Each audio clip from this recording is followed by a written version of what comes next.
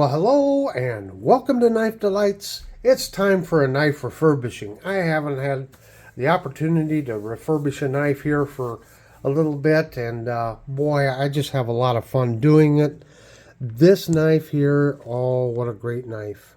What a great knife. This is a Western out of the old Black Beauty series. A little bird and trout knife here.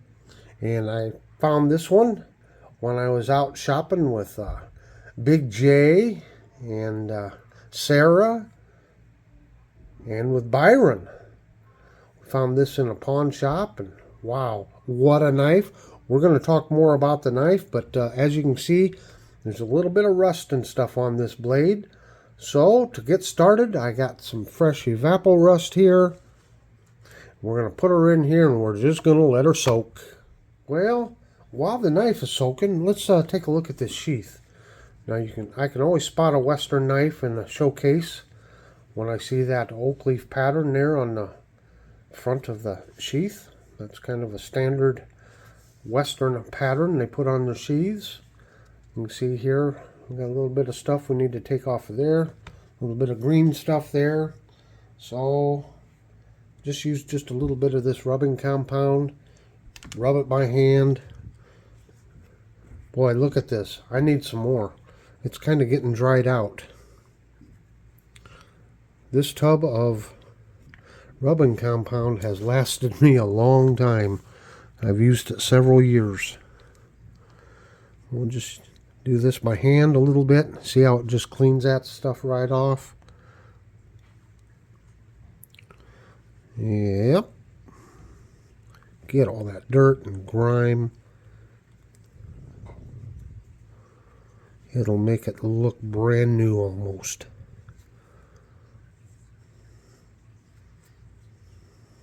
See, look at the difference already. Just a few little seconds here of working on it.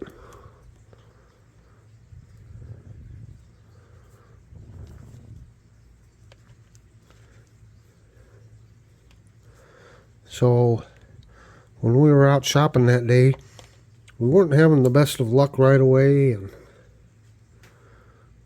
there was an event going on downtown, and that's where the first couple of stores were. And so we decided we were going to walk around. We thought things were within walking distance because it was hard to find parking places. And I swear we walked about 10 miles because we kept going in the wrong direction. We were trying to decide, are we walking the right way? But the good thing is, we did finally find this pawn shop, and I was able to snag this one up.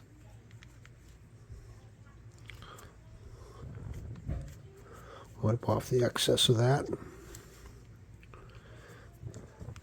And most importantly, we got done with the pawn shop, got back to our vehicles, and I think it was about that time when she started downpouring rain.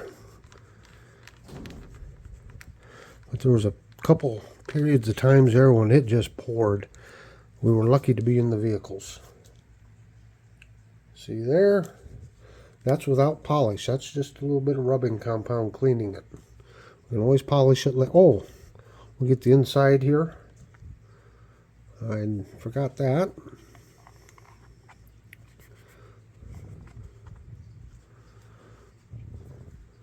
There was one of the last antique stores we went to, or second to the last. There was a display case,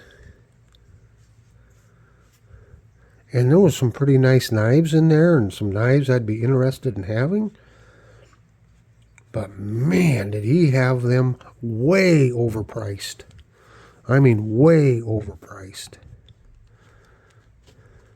And we were all kind of chuckling about it. I don't know. I don't think he'll ever sell those knives at the price he's got listed on them. There. That looks a lot better, doesn't it? You can always hit these rivets real quick. And then we're going to clean the leather.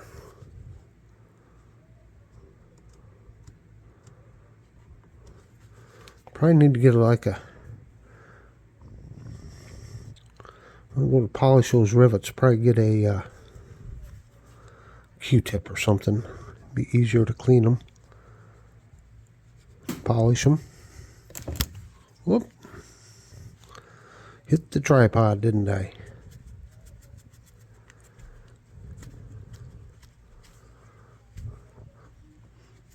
Just a little bit of effort here and makes things look so much better. Now the sheath's not in the best of shape. You know, you got this spot right here. But the back side's not too bad. But now I think we need to clean it. Okay, I'm going to use some saddle soap just to do an initial cleaning on this. It's not really to preserve it or to moisturize it, but just to get the dirt and grime off of it. Now, I will caution you, there are some that say, you know, you shouldn't use saddle soap on this leather because saddle soap does have some alkaline properties to it. And even on, what's this, Phoebe's website, they do acknowledge that. However, it's far less of a alkaline content than what you would have with just like bar soap or dishwashing liquid or something like that. You wouldn't want to use those soaps. You can see the dirt we're getting off of it. So I use this sparingly. As you can see, I did not put very much on. Just a little bit to help cut through the grime. See all that dirt we're getting off of it. And you do not want to use it on the unfinished portion. But we always have to remember leather is skin. So it needs to be moisturized and kept up. And you just want to be careful what kind of chemicals you might potentially be using on it. Before you use a product such as this saddle soap here, you know, do your own research. I've just kind of come to the opinion that, yes, you wouldn't want to overuse this and constantly use it. But a one-time application, especially in a light manner such as this, I don't think it's going to harm the leather at all.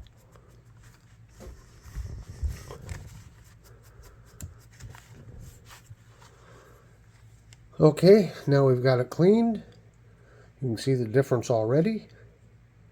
And we'll let that dry a little bit, and then we'll put some conditioner on it. Now when it comes to conditioning your leather, well, I have not found the magic cure-all. I spent, I don't know, a year and a half ago, I spent quite a bit of time researching leather conditioner. You know, there's mink oil, and there's just all kinds of different products out there. And yet every single one of them, if you read the fine print, would, you know, there'd be some caution there about using it.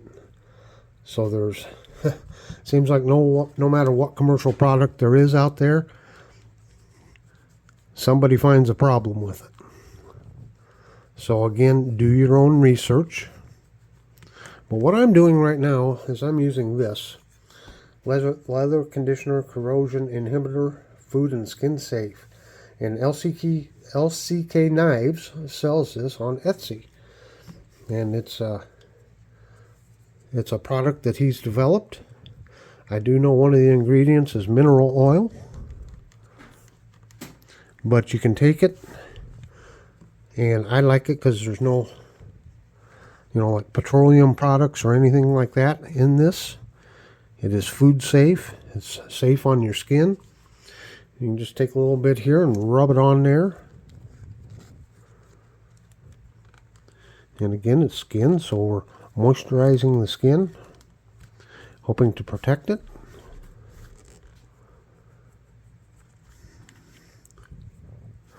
And I think it just does a wonderful job. Yeah, just rub it around. Now I'm going to put this on here, and I'm actually putting it on a little heavier than what I normally do. That's okay. I want to put a good coat on here. I'm going to let it dry. And then we're going to buff on it a little bit. Just see how that comes out.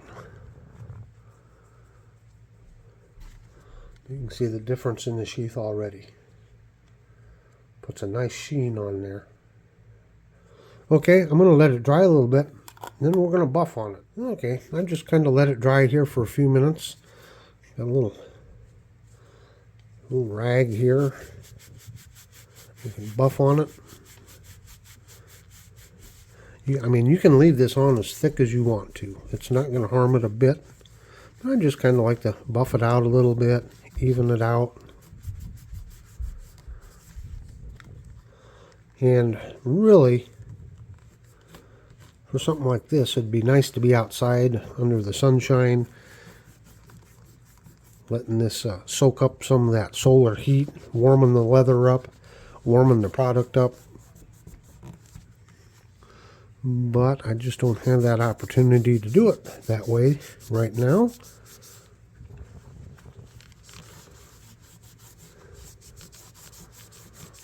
But again, with just a little bit of minimal effort, look at the difference in the sheath.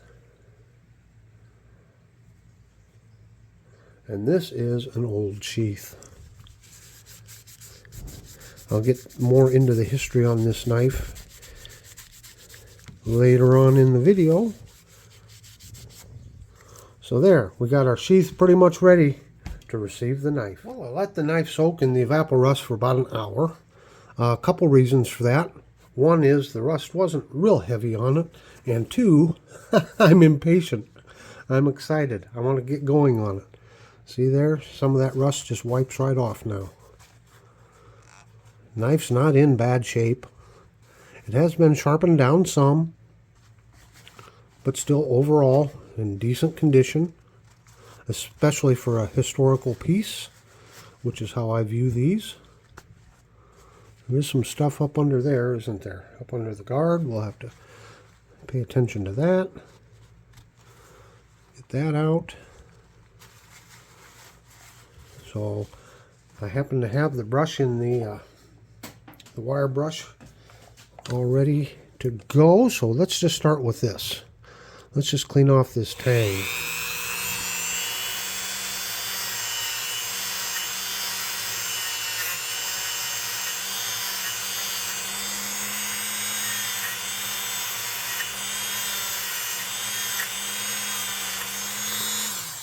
That's what I wanted to do. Now we can really read that tang stamp, can't we? Yeah. It's hard to read through the camera. There's the tang stamp, and the model number here is a F28, and the model number stamped right down in there on top of the guard. Okay, well, this is the overall condition of the knife. Not bad shape, is it? Well, let's get to cleaning. We're just going to start with the rubbing compound here, see what we can get cleaned off. I'm thinking this is just going to clean up wonderfully. Delightfully, some may say. I don't know who would say that. Alrighty, let's give her a go.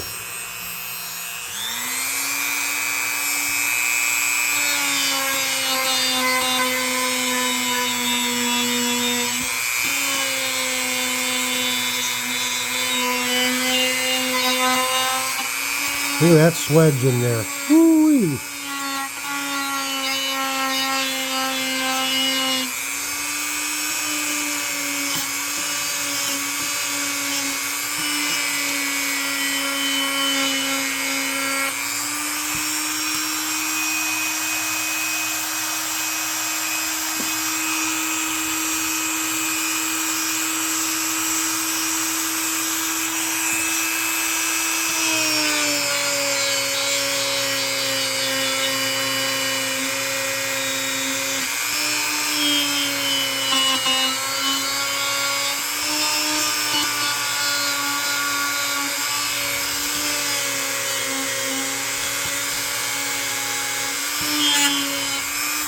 Well, what do we got here?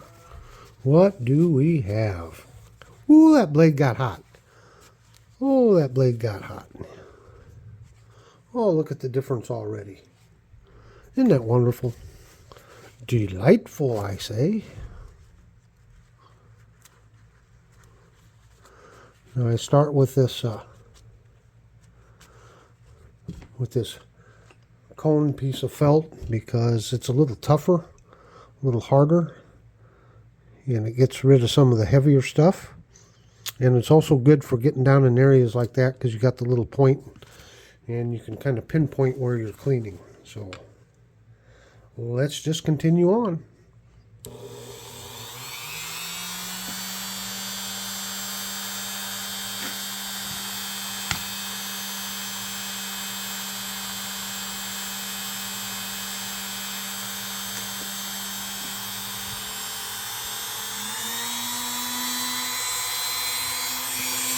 You do want to be very careful here. You don't want to hit your handle material.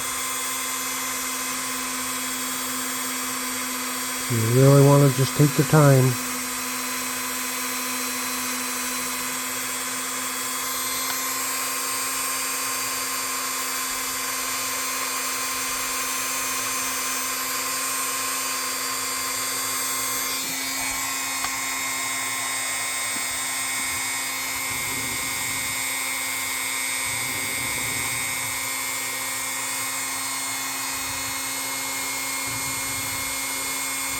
And you know, at this point, I'm not trying to polish it. I'm just trying to clean it.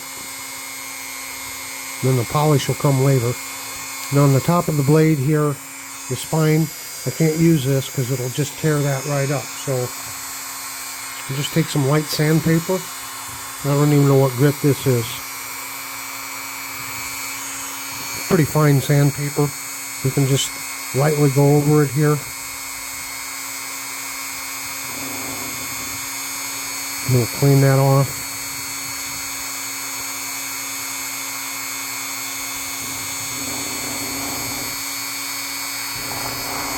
Polish it up nice.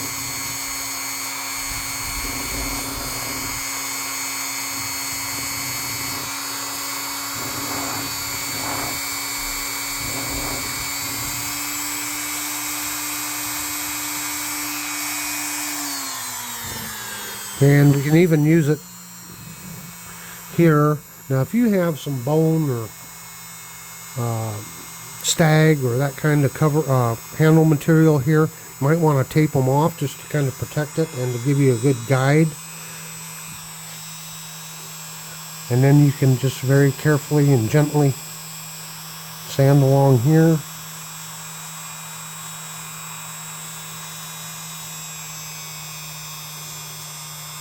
So it cleans that right up. Got it cleaned up pretty nice there. You can do it on the reverse side here.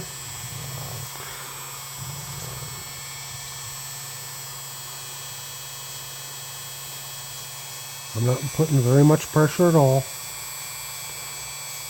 Just very lightly sanding on it. It doesn't leave any, you know, when you're using a really fine grit, and this is probably around 2000, I think. You're not going to put deep scratches in it.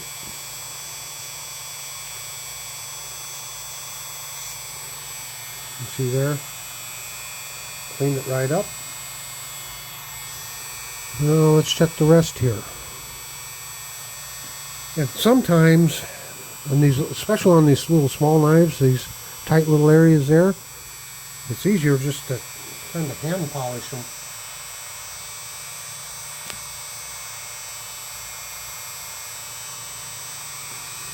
Got too much goop there. Sometimes it's almost as easy just to hand polish this. Again, my rubbing compound's getting kind of dried out.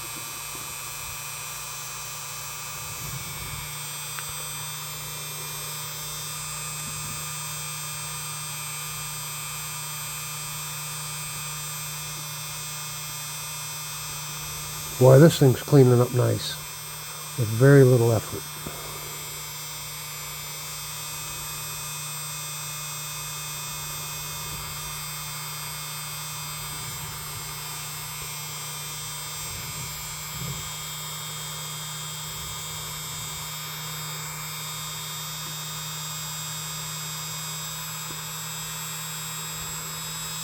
See that black stuff right down in there? That's from the felt and some of the compound. Sometimes it kind of melts. You get it hot, it gets down in there. It'll get it rubbed off. And even on here, you know, if you don't have a Dremel, you can just do this by hand. Sometimes it takes longer. Like these pommels. The disadvantage of using the Dremel is it kind of does it unevenly. And it's hard to get it done evenly.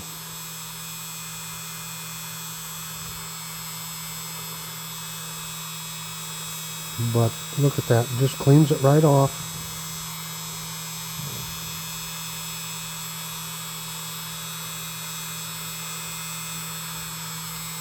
And then we can use just, as a matter of fact, I'd probably recommend just going by hand on the handle here.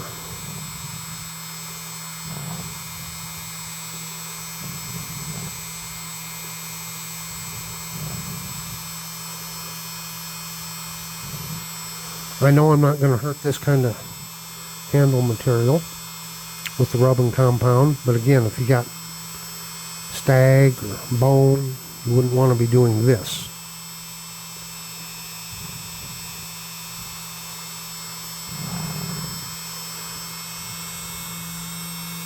But you can see you can get it cleaned off just pretty good, can't you? Oh, there's a paper towel here.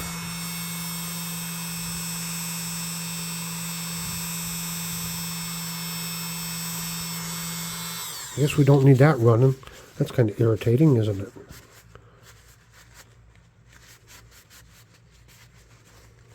Just going to wipe it all off. Now, as you can see, it's not all bright and shiny. No, it doesn't have a super luster to it. But it's clean. It is clean. The knife is preserved. And that's my number one goal in this and all these refurbishing is getting the knife so it's preserved, getting the rust off it. It's not going to deteriorate anymore. Again, look at that wicked swedge up there. Yeah. Well, I guess now we can just start polishing. We'll just break out the old standby. A little bit of case paste here. I have changed wheels to this bigger wheel here, although it's thinner. It's taller, and it helps me to get down in areas like that. I'm not worried about this hitting the knife because it stands up there like that. So that's what's useful with this one. Rut row. You got dried. What are we going to do? Come on out. Come on out.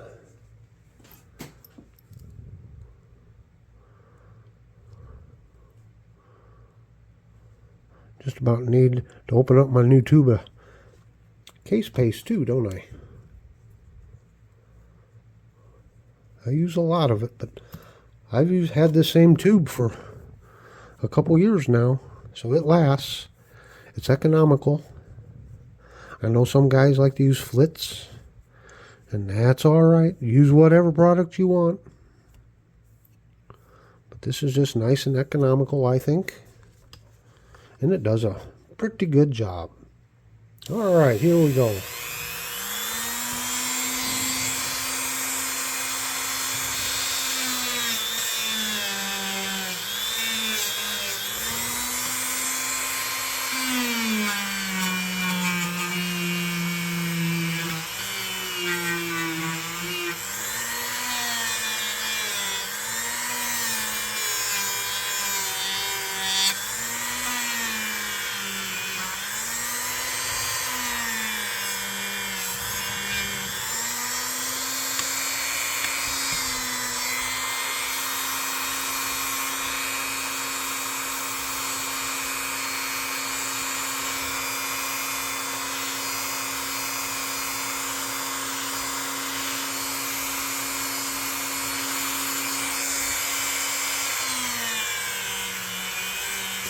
Now I go at a little lower speed when I'm polishing.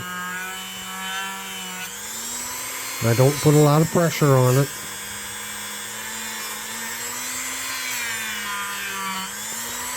You're nice and easy with it.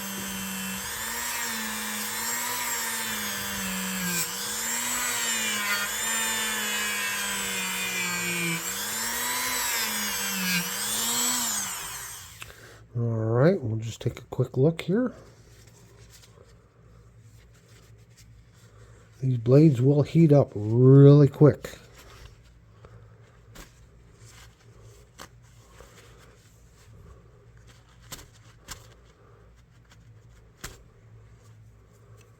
So that's just kind of the first initial pass through. Look at that tang stamp. It's really showing up now, isn't it? Okay, let me work on it here some more.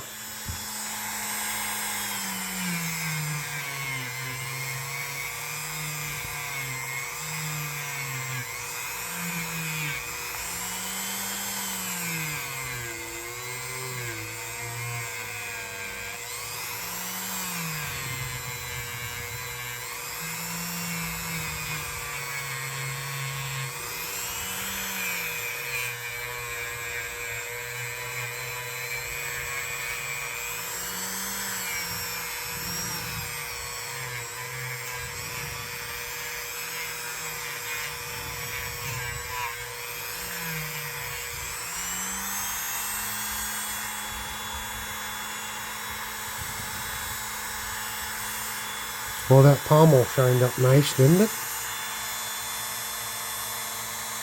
Yeah. Well, that's nice.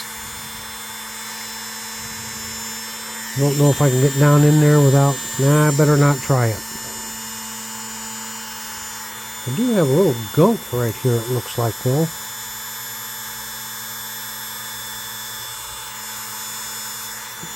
See if we can't get down in there a little bit.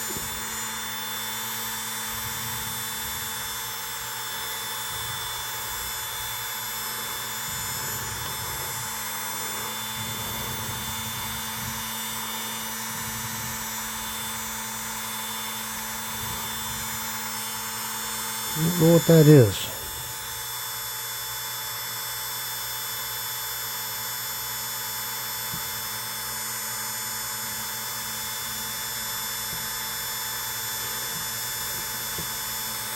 Almost looks like it was some glue.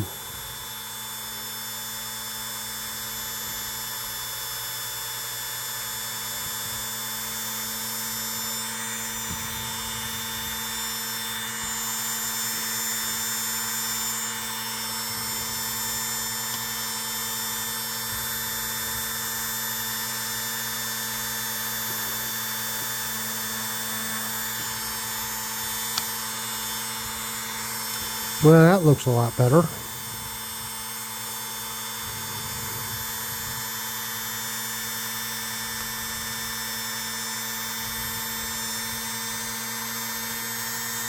lot better. Okay. I'm going to work on this knife just a little bit more and I'll show you some results. This is kind of my finished results here as far as I'm going to take it today. You can see it's awful shiny. Now one can polish and polish and polish on them. But for today's project, I think she came out looking pretty good. What do you think? Do want to notice there's that lanyard hole there. But she is nice and clean and it's got a pretty good shine to her. And then we put it with that sheath and look at the difference from when I started. Now it's taken me overall about 45 minutes to an hour to do this little project. The knife was in pretty good shape. Didn't take a whole lot. So there you have it. Make sure you check out my playlist here. I have lots of wonderful knife reviews. And until next time, have a very delightful day.